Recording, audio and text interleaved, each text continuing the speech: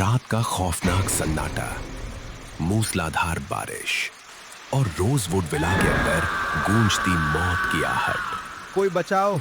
अमित, नरेश, कहाँ हो तुम लोग? मुझे इस चुड़ैल से बचा लो। तभी अचानक सीढ़ियों से नीचे गिरने की। पैर टूट गया मेरा। नहीं नहीं नहीं, पास मत आओ।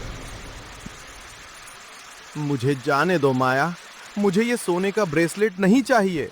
मैं अपनी जान की भीख मांगता हूँ। दया करो माया, दया करो। लालच की कीमत सिर्फ एक ही है ड्राइवर, और वो है मौत।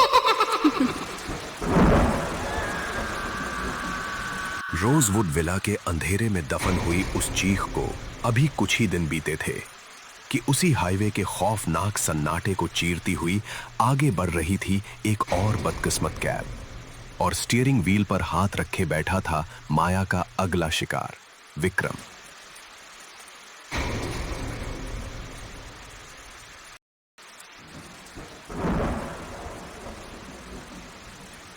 रात के 2 बज रहे थे। हाईवे पर दूर दूर तक सन्नाटा था। विक्रम अपनी कैब से एक फैमिली को शादी से उनके घर छोड़कर लौट रहा था। पूरा दिन बेकार गया था, जेब खाली थी और दिमाग में टेंशन। तभी अचानक उसकी नजर सड़क के किनारे खड़ी एक औरत पर पड़ी। गहरे नीले रंग की साड़ी और बिखरे हुए बाल। विक्रम ने तुरंत ब्रेक मारा।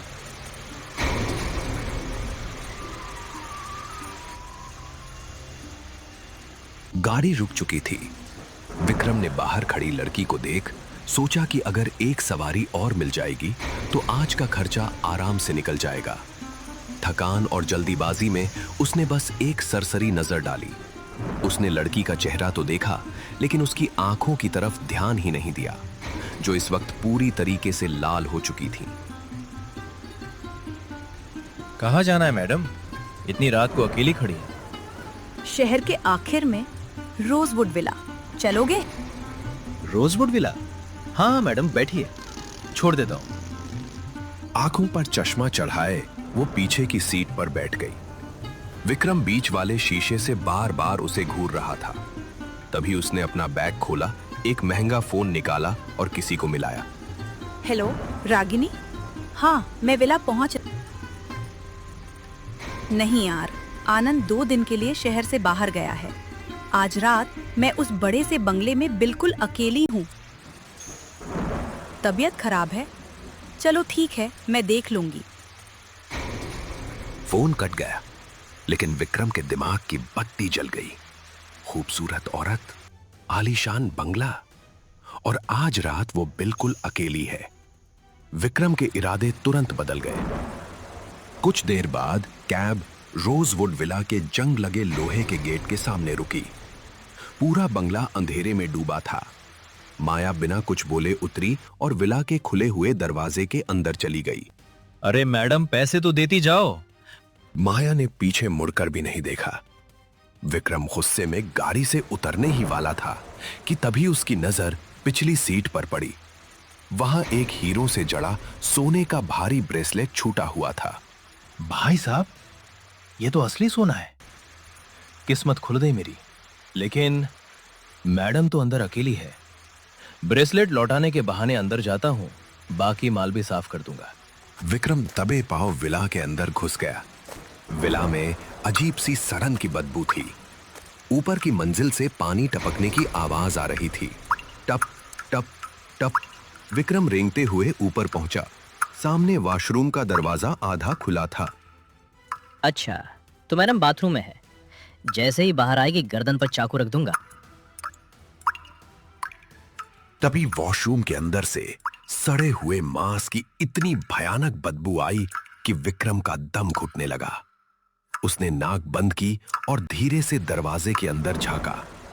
अंदर एक बड़ा सा बाथटब था, और उस बाथटब के अंदर पानी नहीं था। वहां 8-10 कैब ड्राइवरों की सड़ी गली लाशों और कंकालों का ढेर लगा हुआ था। अरे बाप रे, बचाओ! ये क्या है? कोई बाहर निकालो मुझे! भागो यहाँ से! तभी हाईवे से गुजर रहे 2 आदमियों के कानों में वह चीख पड़ी और उन्होंने तुरंत अपनी गाड़ी रोक दी। सुना तूने? अंदर से किसी के चिल्लाने की आवाज आई। कोई बहुत बुरी तरह चीख रहा है। हाँ भाई, पक्का अंदर कुछ बहुत गलत हो रहा है। हमें अंदर जाना चाहिए। कहीं ये आवाज हमारे भाई की तो नहीं? चल जल्दी। दरअसल ये दोनों कोई आम मुसाफिर नहीं थे। ठीक 2 हफ्ते पहले इनका एक कैब ड्राइवर दोस्त इसी हाईवे से रहस्यमयी तरीके से लापता हो गया था और वे दोनों उसी का सुराग ढूंढते हुए धीरे धीरे इस विला के पास पहुंचे थे। वे भागते हुए वॉशरूम के लॉक दरवाजे के पास आए। मुझे बचाओ, मैं अंदर बंद हो गया हूँ, यहाँ लाशें हैं। ए भाई, हम बाहर खड़े हैं, तू फंसा है क्या अंदर? दरवाजा तोड़ने से ठीक पहले अमित और नरेश के मन में अपने लापता भाई का ख्याल आया और वे आपस में बात करने लगे। नरेश, अंदर जो भी है वो लाशों की बात कर रहा है। कहीं हमारा भाई भी। अमित, अब सोचने का वक्त नहीं है, पहले दरवाजा तोड़ते हैं, तभी सच पता चलेगा। पीछे हट भाई, अंदर से। 1 2 3।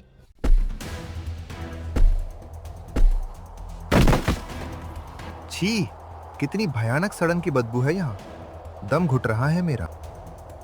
भाई, जो भी हो तुम, जल्दी बाहर निकलो।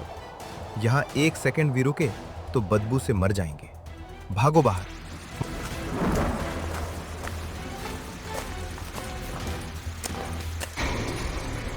ओ भाई, अब तो संभल जा, तू बाहर आ गया है। पर पहले ये बता, तू उस भूतिया विला के अंदर क्या कर रहा था? मैं कैब ड्राइवर हूँ। एक औरत माया नाम की, उसने मुझे सोने का ब्रेसलेट दिखाया था। मैं लालची हो गया था भाई।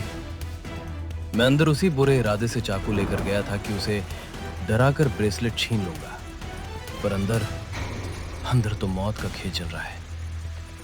क्या क्या? सोने का ब्रेसलेट? ओ भाई, तू बहुत बड़े जाल में फंस गया था। जाल? कैसा जाल?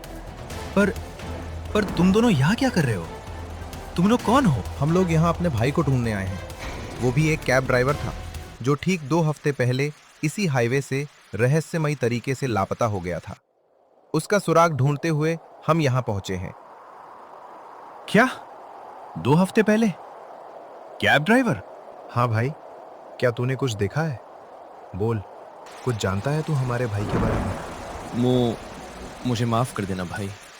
जब मैं विला के अंदर माल लूटने के चक्कर में अंधा होकर सीढ़ियों की तरफ भाग रहा था, तो कोने में बने एक छोटे से तहखाने के पास मैंने एक आदमी को देखा था। क्या? किस हाल में था वो? वो बहुत बुरी हालत में था, लहूलुहान था और दर्द से करा रहा था। वो मदद के लिए हाथ उठा रहा था, लेकिन मैं सोने के लालच में इतना अंधा था कि मैंने उस पर ध्यान ही नहीं दिया। मैं जल्दी जल्दी आगे निकल गया। मुझे क्या पता था कि अंदर लाशों का ये दलदल है। कमीने, अगर वो मेरा भाई हुआ तो मैं तुझे जिंदा नहीं छोड़ूंगा। तूने उसे वहीं मरने के लिए छोड़ दिया। अमित, शांत हो जा, गुस्सा करने का वक्त नहीं है। विक्रम, वो जगह कहाँ है? क्या वो अब भी वहां होगा? विक्रम के इस भयानक खुलासे ने अमित और नरेश के पैरों तले जमीन खिसका दी थी। विला के अंदर मौत का तांडव मच चुका था और अब कहानी एक ऐसे मोड़ पर आ खड़ी हुई है जहां से पीछे हटना नामुमकिन है। क्या विक्रम ने जिस लहूलुहान आदमी को देखा था वो अमित और नरेश का भाई ही है, या वो माया का कोई नया शिकार था? क्या 2 हफ्ते से भूखा प्यासा वो शख्स उस भूतिया विला में अब भी जिंदा बचा होगा? और क्या नरेश और अमित अपने भाई को बचाने के लिए उस खौफनाक माया के साए के सामने दोबारा पैर रख पाएंगे? आगे क्या होगा? क्या वो अपने भाई को बचा पाएंगे? ये जानने के लिए अभी चैनल को सब्सक्राइब करें और देखते रहिए रोजवुड विला का सच। आखिर उस काली रात माया के साथ ऐसा क्या हुआ था जिसने उसे एक आदमखोर साया बना दिया? रोजवुड विला का ये खूनी राज अभी दफन है। कहानी का अगला भाग देखने के लिए वीडियो को लाइक, शेयर और कमेंट करें।